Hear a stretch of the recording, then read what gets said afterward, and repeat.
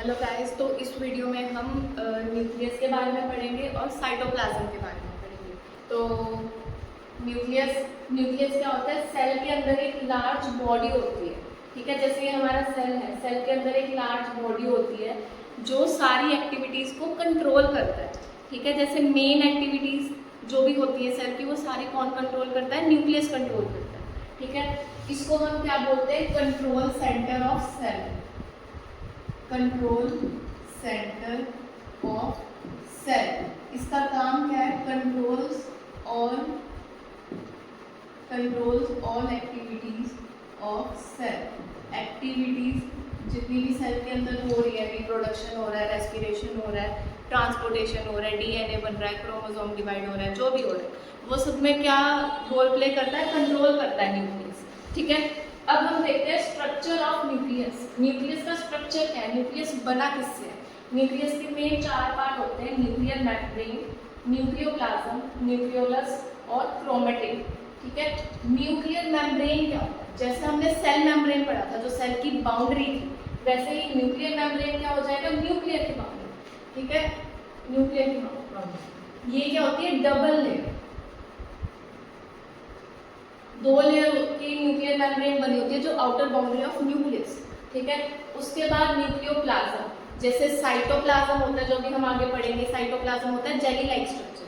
ठीक है, वैसे ही न्यूक्लियोप्लाज्म क्या हो जाएगा? ये भी जेली लाइक स्ट्रक्चर होगा, जेली लाइक इनसाइड न्यूक्लियस। ये न्यूक्लियस के अंदर होता है, इनसाइड न्यूक्लियस। ठीक है, उसके बाद क्या होता है? न्यूक्लियोलस। न्यूक्लियोलस, ठीक है, न्यूक्लियोलस का क्या काम है? ये राइबोसोम्स बनाता है, राइबोसोम्स फॉर्मेशन। राइबोसोम का भी फंक्शन आगे पढ़ेंगे। न्यूक्लियोलस का क्या काम है? राइबोसोम्स बनाता है। क्रोमेटिन का क्या काम है? डीएनए, फिर क्रोमोसोम, ये सारी चीजें बनाता है। ये क्या है? Thread like structure, thread like structure. ठीक है, थ्रेड लाइक स्ट्रक्चर है जो कि आगे जाके डीएनए और फिर क्रोमोसोम बनता है। ठीक है, क्रोमेटिन। तो स्ट्रक्चर हमने देख लिया। न्यूक्लियर मेम्ब्रेन जो कि डबल लेयर आउटर बाउंड्री होती है। न्यूक्लियोप्लाज्म क्या होता है? Jelly like structure inside nucleus. Nucleolus क्या होता है? जहाँ पे राइबोसोम्स बनते हैं।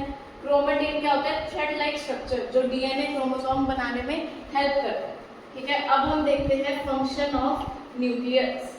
फंक्शन ऑफ न्यूक्लियस क्या है? पहले हमने देख लिया कि जितनी भी एक्टिविटीज हो रही है सेल में, वो सारी एक्टिविटीज कौन कंट्रोल करता है? न्यूक्लियस कंट्रोल करता है। जेनेटिक मटेरियल है, जेनेटिक मटेरियल क्या होगा? जैसे डीएनए हो गया, जीन्स हो गया, क्रोमोसोम हो गया, जो भी है, ये सारा मटेरियल स्टोर करके रखता है। उसके बाद सेल डिवीजन, आगे जाके हम पढ़ेंगे कि सेल डिवाइड भी होता है। सेल डिवाइड करने में भी न्यूक्लियस हेल्प करता है और प्रोटीन बनाने में हेल्प। ठीक है, तो अभी हमने देख लिया कि न्यूक्लियस क्या होता है, स्ट्रक्चर क्या है, फंक्शन क्या है। अब हम पढ़ेंगे साइटोप्लाज्म क्या होता है। तो अब हम देखते हैं साइटोप्लाज्म क्या होता है। साइटोप्लाज्म क्या होता है? न्यूक्लियस और सेल मेम्ब्रेन के बीच में कुछ जेली लाइक स्ट्रक्चर प्रेजेंट होता है। ठीक है, ये जो जेली लाइक स्ट्रक्चर है, इसको हम बोलते हैं साइटोप्लाज्म। ठीक है, जेली लाइक सब्सटेंस, सब्सटेंस। ठीक है, जो जेली जैसा सब्सटेंस होता है उसको हम बोलते हैं साइटोप्लाज्म। अब साइटोप्लाज्म बना किससे है? वाटर, प्रोटीन, एंजाइम्स, इन सारी चीजों से बना है। ठीक है, मेड फ्रॉम प्रोटीन, प्रोटीन से बना है। ठीक है, वाटर से बना है और एंजाइम से बना है, ऐसी चीजों से बना है। ठीक है, जो साइटोप्लाज्म है ना तो सॉलिड है ना लिक्विड है। ठीक है, गैस का हो ही नहीं सकता, ना सॉलिड है ना लिक्विड है, सेमी फ्लूइड। ठीक है, इसका क्या शब्द आता है? Semi fluid thick substance. जो साइटोप्लाज्म है वो कैसा है? सेमी फ्लूइड है, थिक सब्सटेंस है। ठीक है, ना सॉलिड है ना लिक्विड है, बीच का है, सेमी फ्लूइड है। ठीक है, साइटोप्लाज्म का काम क्या है? अब जितने भी सेल ऑर्गेनेलीज हैं, सेल ऑर्गेनेलीज क्या होता है? जो सेल के अंदर छोटे छोटे ऑर्गन्स होते हैं, उनको सेल ऑर्गेनेलीज बोलते हैं। ठीक है, जो सेल ऑर्गेनेलीज है वो साइटोप्लाज्म के अंदर रहते हैं। ठीक है, it contains all cell organelles, सारे सेल ऑर्गेनेलीज कंटेन करके रखता है। ठीक है। और जो ट्रांसपोर्टेशन हो रहा है, जैसे मान लो ये कोई सेल ऑर्गेनेली है, ये कोई सेल ऑर्गेनेली है, इधर से उधर ट्रांसपोर्ट हो रहा है, इधर से उधर ट्रांसपोर्ट हो रहा है, तो ये मूव थोड़ी कर रही है सेल ऑर्गेनेली, एक दूसरे से चिपक के थोड़ी कर रही है ट्रांसपोर्ट, वो साइटोप्लाज्म से ट्रांसपोर्ट होती है। ठीक है, ट्रांसपोर्ट्स और एसेंशियल सब्सटेंसेस, ठीक है, सारे इंपॉर्टेंट सब्सटेंसेस जो है उसको क्या करती है, ट्रांसपोर्ट करती है। तो ये हमारा साइटोप्लाज्म हो गया, थिक लाइक स्ट्रक्चर है, जेली लाइक स्ट्रक्चर है, सेमी फ्लूइड है, ठीक है, प्रोटीन, वाटर, एंजाइम, इन सारी चीज़ों से बना है, कंटेन्स